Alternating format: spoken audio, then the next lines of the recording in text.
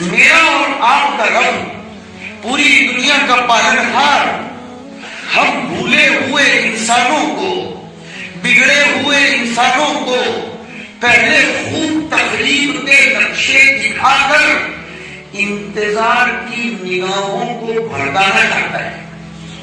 میں ختم نبوت پر حملہ نہیں کروں گا خاموخواہ کے لیے، ابھی سے کوئی رائے قائم نہ کرے، پوری بات سنیں۔ میں چوکر نہ کر کے کہہ رہا ہوں اس لیے مجھے معلوم ہے کہ کچھ حضرات تنقید کے چشمے لگا کر ہی بیٹھتے ہیں۔ پوری بات سنیں۔ یہ عالم اس وقت سسک رہا ہے، بلبلا رہا ہے، اور یہ نہ سمجھیں کہ صرف مسلمان پریشان ہیں۔ قانون بنانے والوں کو خود کو ایک لمحے کے لیے چین نہیں ہے۔ قانون پاس کرنے والوں کو پاس کر دینا تو آسان، لیکن تنفیذ کے لیے مارے مارے پھر رہے ہیں۔ لیکن وہ اللہ ہے، وہ ذوالجبروت ہے، وہ ذوالکبریاء ہے، جس نے نہ جانے عالم اسلام کے مسلمانوں پر کیسی سکینت نازل کر دی کہ مختلف قسم کے فتنوں، زلزلوں اور مصیبتوں سے دنیا کو دوچار کیا جا رہا ہے، لیکن مسلمان یہی کہہ رہا ہے میرے اللہ کی طاقت کا مظاہرہ کبھی نہ کبھی تو ہوگا، اور یہ کورونا وائرس اسی طاقت کا مظاہرہ ہے۔ ہم کیا سمجھیں؟ پاس کرو کوئی دوا، بناؤ کوئی دوا، بناؤ کوئی ہتھیار، اور بناؤ کوئی گن، اور لاؤ کوئی میڈیسن، اور پھر دعویٰ کرو تمہارے ہندوستان پر بھی پابندی لگ چکی، یورپ میں نو انٹری، فرانس میں نو انٹری، عرب میں نو انٹری، فلاں جگہ نو انٹری۔ کیا طاقت ہے؟ یہ طاقت ہے تیرے اور آپ کے اللہ، یہ اللہ کی طاقت ہے۔ جو اللہ ایک چھوٹے سے منصوبے کو بھیج کر بڑی بڑی طاقتوں کو ہلا دیتا ہے، وہ اللہ ظلم و ستم کے خاتمے کے لیے اپنی بڑی طاقتوں کو کام میں نہیں لگا سکتا کیا؟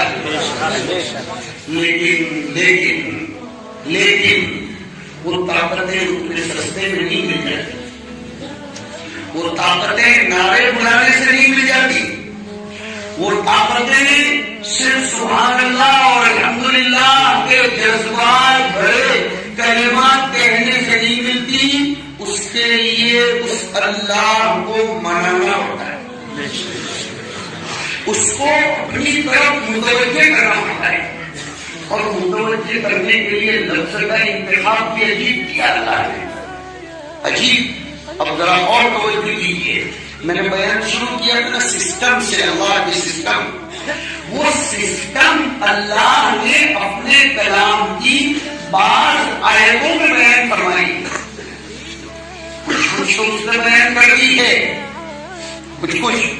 اب چشمہ جیسا جس کا جو نظام تکوین کا چشمہ لگا کر ان آیتوں کو پڑھتا ہے اور خدا اس کے سینے کو کھولتا ہے تو اس کو ان آیتوں میں وہ نظام نظر آتا ہے۔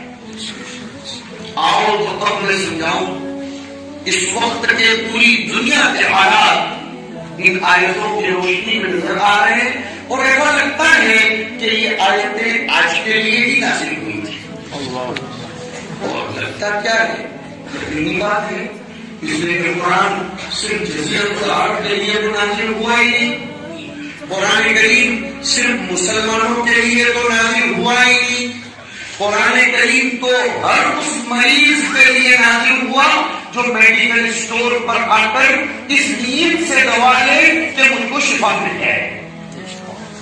یہ میں نے ہدی للمتقین کی عام فہم تشریح کر دی۔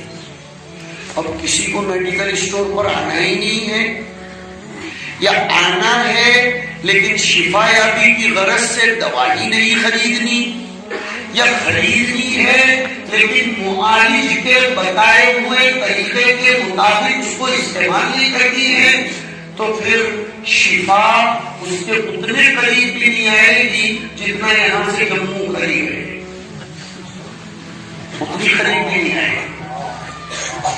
اللہ فرماتے ہیں اپنے نظام کو سمجھانے کے لیے وَلَقَدْ أَرْسَلْنَا إِلَىٰ أُمَمٍ مِّن قَبْلِكَ. ہماری ایک سسٹم ہے، ہمارا ایک نظام ہے کہ ہم نے آپ سے پہلی امتوں کی طرف بھی نبیوں کا سلسلہ جاری رکھا. ارسلنا اہل علم جانتے ہیں ارسال میں تطابق اور کثرت کا معنی ہے. نظر کا خیال رکھتا ہوں ہم نے مسلسل کثرت کے ساتھ نبیوں کا اور دتواس کا پیغمبروں کا سلسلہ جاری رکھا. وہی سسٹم ہم تمہارے یہاں بھی چلا رہے ہیں، لیکن ہماری اور ایک سسٹم ہے جو ہمارے پیغمبروں کی نہیں مانتے، جو ہمارے پیغمبروں کے راستے سے بھٹک جاتے ہیں. تو ہم اتنے سخت دل نہیں ہیں کہ ہم ڈائریکٹ پکڑ لیں. سنو اس جملے کو خاص، ہم اتنے سخت دل نہیں ہیں کہ جمعہ چھوڑنے والوں کو بھی ڈائریکٹ پکڑ لیں، ظلم کرنے والوں کو بھی ڈائریکٹ پکڑ لیں. ہم اتنے سخت نہیں ہیں کہ ہم ہماری تشریعی امور سے دور رہنے والوں کو ایک دم سے پکڑ لیں. نہیں، پہلے ہم جھنجھوڑتے، اور ہمارا جھنجھوڑنا دو طریقے کا ہوتا ہے. سنو اس بات کو، ہمارا جھنجھوڑنا دو طریقے سے ہوتا ہے. دو لفظ استعمال ہوئے، بہت توجہ دو. اخذناہم بالبأساء والضراء. مفسرین نے لکھا بأساء کا تعلق مالی مصیبتوں سے ہے اور ضراء کا تعلق جسمانی مصیبتوں سے ہے. ہم ان دونوں طریقوں سے انسانوں کو پکڑتے ہیں، مالی مصیبت میں ڈال کر اور جسمانی مصیبتوں میں ڈال کر. چنانچہ آئی مالی مصیبت آئی، ہم نے اس کو دیکھا پرکھا نہیں بلکہ برتنا پڑا. اور پھر جانی مصیبتوں کا لفظ جامع ہے. ہاں، جانی مصیبتوں کا لفظ جامع ہے. اس میں قتل و غارت بھی، جیل میں بند کیا جانا، بیماریوں کا مسلط کیا جانا اور مختلف قسم کی تکلیفوں سے انسانی جسموں کا لگنا، دوچار ہونا، یہ سب الضرہ میں داخل ہے. لیکن کسی کو سوال ہو سکتا تھا کہ جب آپ اتنے مہربان ہیں اور اتنے رحم دل ہیں تو آپ انسانوں کو یہ مالی اور جانی مصیبتوں میں پکڑتے کیوں ہیں؟ وہی تو مجھے آج کی مجلس میں سمجھانا ہے. اللہ نے اس کی وجہ بیان فرمائی، ہم اس لیے پکڑتے ہیں لعلہم یتضرعون، تاکہ تمام انسان گڑگڑائیں، بلبلائیں، ہمارے سامنے آ کر چھوٹے بچے کی طرح روئے، ہمارے دروازے کو پکڑے، اپنے نظام کو درست کرے. اور وہ گڑ گڑانے اور بلبلانے کے لیے جس لفظ کا انتخاب ہوا ہے، ہزاروں سلام کرے ہم بلاغت قرآنیہ کو. یہ نہیں کہا لعلہم یبکون، لعلہم یتناہون، لعلہم یرجعون، یتضرعون. عربی زبان میں ضرعون کہتے ہیں جانور کے تھن کو. اور آپ لوگ تو ماشاءاللہ بکروال لوگ ہیں، ہاں، گائے، بھینس، بکریاں، یہ تو آپ کے گھر کی لونڈیاں اور باندیاں ہیں. آپ کو معلوم ہے کہ بکری نہایت رحم دل اور نرم دل جانور، لیکن کبھی بھی وہ ڈائریکٹ دوہنے نہیں دیتی. اس کے تھن سے دودھ نکالنے کے لیے اس کو پہلے پانی چھڑک کر اس کو ذرا سہلانا پڑتا ہے، اس کو اپنی طرف متوجہ کرنا پڑتا ہے. ہمارے یہاں گجرات میں کہاوت ہے کہ بھینس دودھ تو دیتی ہو لیکن لات مارتی ہو تو کسی کام کی نہیں ہے. اس لیے اس کو اس لات مارنے سے بچانے کے لیے تھوڑا پانی چھڑکا جاتا ہے.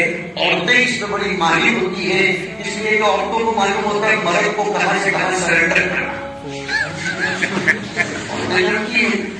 جناب کتنے غصے میں آئے ہوں لیکن تھوڑی دیر کے لیے ان کو دندنانی دیتی ہے، ایک بھی جملہ ایسا بولتی ہے شادی شدہ احباب کو اس کا مشاہد تجربہ ہوگا تو وہ ایک جملے میں ایسا ٹھنڈا پانی پلا دیتی ہے کہ جناب کوئی اٹھ ہی نہیں پاتے۔